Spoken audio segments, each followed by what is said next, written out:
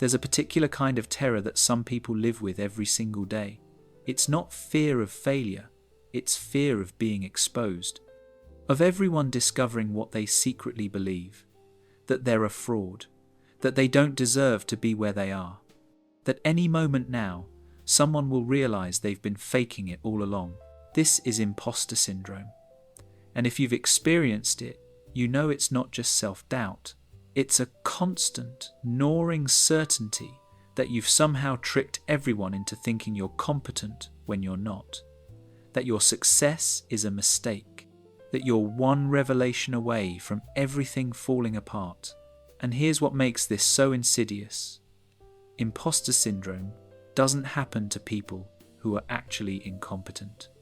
It happens to high achievers, accomplished professionals, talented individuals who, by any objective measure, deserve their success. But inside, they can't believe it. They can't accept it. They're convinced it's all an elaborate accident. So why? Why do capable people feel like frauds? What's happening in the mind of someone with imposter syndrome? And how does this belief become so powerful that no amount of evidence can shake it? Let's start with what imposter syndrome actually feels like. Imagine you've just been promoted. Everyone congratulates you. They say you earned it, you deserve it. But inside, there's this voice. It says, they made a mistake. They don't really know you. If they knew the real you, the one who struggles, who doubts, who doesn't always know what they're doing, they'd realize they chose wrong. So you accept the promotion, but you don't feel proud. You feel terrified. Because now the stakes are higher. Now there's more to lose. Now you have further to fall when they finally figure out you're not as good as they think you are. And the worst part? Success doesn't help. Every achievement, every accomplishment, every bit of recognition just raises the stakes, just makes the eventual exposure feel more catastrophic. You're not climbing a ladder. You're building a house of cards, and you're terrified of the moment it all comes crashing down. Psychologists first identified imposter syndrome in the 1970 seconds. They noticed that high-achieving women, particularly in academic settings, consistently attributed their success to luck, timing, or other people's mistakes rather than their own competence. They'd earned PhDs, published papers, received tenure, and still believed they didn't belong. But research has since shown that imposter syndrome affects everyone, men and women, every profession, every background. It's especially common in high-pressure environments, competitive fields, and situations where you're the first or only person like you in a space. Here's what's happening psychologically. People with imposter syndrome have internalized impossibly high standards. They believe that truly competent people never struggle, never doubt, never make mistakes. They see their own internal experience, the uncertainty, the trial and error, the moments of not knowing, and they interpret that as evidence of fraud. But they don't see other people's internal experiences. They only see the polished exterior.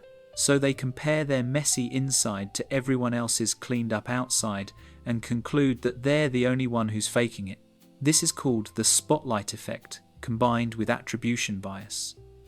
You're hyper-aware of your own shortcomings while assuming everyone else has it figured out. And when you succeed, you attribute it to external factors, luck, timing, someone else's help. But when you fail, that's proof of your inadequacy. That's the real you showing through. Let's talk about perfectionism, because it's deeply connected to imposter syndrome. People with imposter syndrome are often perfectionists, but not the healthy kind. They don't pursue excellence because it feels good. They pursue perfection because anything less feels like exposure. If they do something 99% right, they fixate on the 1% they got wrong, because to them, that error is proof they don't deserve to be here. Real experts wouldn't make that mistake. Real professionals would have known better, so they work harder than everyone else. They over-prepare, over-research, over-practice. Not because they love the work, but because they're terrified of being found out. Every presentation is memorized. Every project is checked and rechecked. Every email is rewritten 5 times. And here's the cruel irony. This over-preparation often leads to success, which reinforces the fraud feeling. Because they think, if I have to work this hard, if I have to prepare this much, then I must not be naturally good at this. Real experts would make it look easy. They don't realize that nobody makes it look easy. Everyone is working hard. Everyone is preparing. But they're doing it behind closed doors, so the imposters never see it.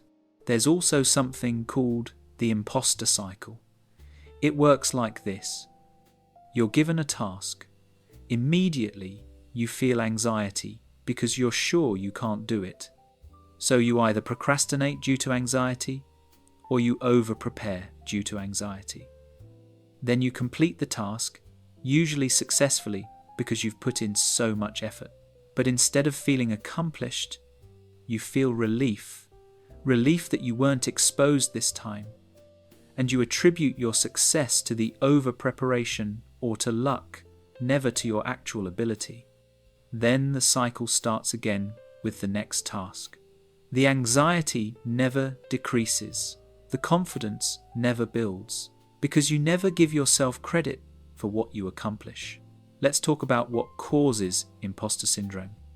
Often, it starts early. Maybe you grew up in a family where achievement was expected but never quite good enough, where love felt conditional on success, where mistakes were criticized more than efforts were praised. Or maybe you were praised too much for being naturally smart or talented, so you learned that your worth came from being effortlessly good at things. And when you encountered something that required effort, you interpreted that struggle as evidence you weren't actually talented. You were just fooling people. Sometimes it develops from being the first in your family to go to college, the first person of your background in your field, the only one in the room who looks like you. When you're a pioneer, there's no roadmap. No one who looks like you has succeeded here before, so you have no proof it's possible. You feel like you're sneaking in where you don't belong. And sometimes it comes from a sudden jump. You were competent at one level, then got promoted or accepted into something much more advanced. And suddenly, you're surrounded by people who seem so much more knowledgeable, so much more experienced. And instead of thinking I'm learning and growing, you think I don't belong here at all. Here's what makes imposter syndrome so persistent. It's unfalsifiable. No evidence can disprove it, because you reinterpret every piece of evidence through the lens of fraud. Someone praises your work, they're just being nice. They don't really mean it. You win an award, the competition wasn't that strong.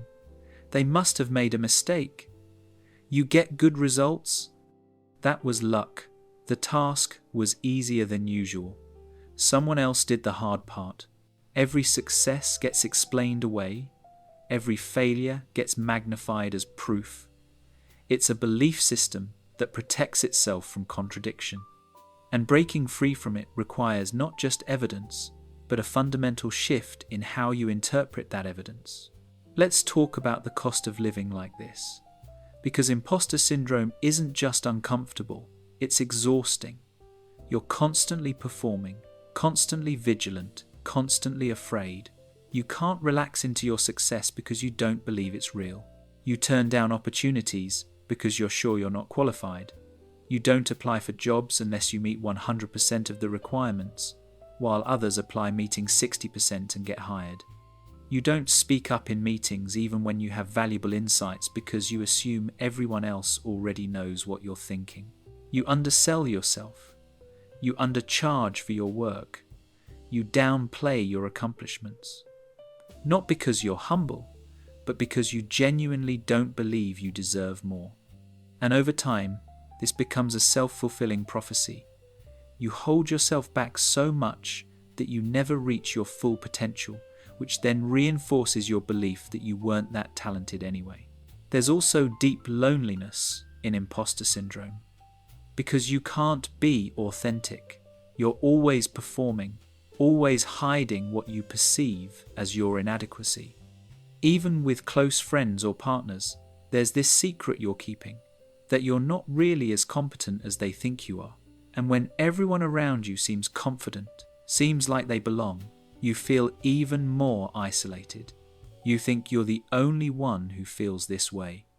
You don't realize that many of them feel exactly the same, that they're also performing confidence while drowning in doubt. Here's something important. Imposter syndrome is not the same as healthy self-doubt.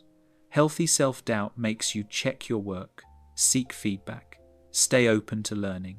It's proportionate to the situation and it doesn't paralyze you. Imposter syndrome is disproportionate and persistent. It doesn't matter how much evidence you have of your competence. It doesn't respond to reassurance. It's always there, whispering that this will be the time everyone realizes you're a fraud. So how do you overcome it? First, understand this. You can't think your way out of imposter syndrome. You can't logic yourself into believing you're competent, because it's not a logical problem. It's an emotional one, rooted in deep beliefs about yourself and your worth. What helps is exposing the pattern, noticing when imposter thoughts arise, naming them. Oh, there's the imposter feeling again. And instead of taking those thoughts as truth, treating them as symptoms of a pattern, it helps to talk about it, to say out loud, I feel like a fraud, and have someone respond, me too. To realize that incredibly accomplished people you admire and respect, also feel this way. That it's not evidence of actual inadequacy. It's evidence of being human in a high-pressure environment. It helps to reframe success. Instead of attributing it to luck or external factors, practice owning it. I worked hard for this. I made good decisions. I have skills that contributed to this outcome. Even if it feels fake at first, the practice matters. It helps to embrace being a learner, to accept that not knowing something doesn't make you a fraud. It makes you someone who's still growing. Competent people don't know everything. They're just comfortable admitting what they don't know and figuring it out. And sometimes it helps to act as if, to make decisions as if you believed in yourself, even when you don't. To speak up as if your opinion mattered, even when you're sure it doesn't. To accept opportunities as if you deserved them, even when you're terrified, because often confidence comes from action, not before it.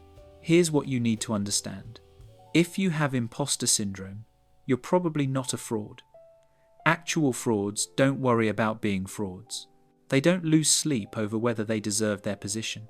They don't agonize over their qualifications. The fact that you care so much about being competent, that you hold yourself to such high standards, that you're terrified of misleading people, that's evidence that you take your work seriously, that you have integrity, that you're probably exactly the kind of person who should be in your position. Your doubt isn't proof of inadequacy. It's proof of conscientiousness, of self-awareness, of humility. And yes, taken too far, it becomes imposter syndrome. But the instinct underneath it, the desire to be genuinely good at what you do, that's not something to be ashamed of. What you need to learn is that being good enough doesn't mean being perfect.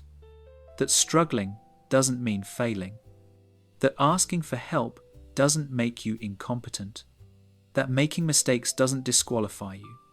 That being human, with all the uncertainty and imperfection that comes with it, is not the same as being a fraud.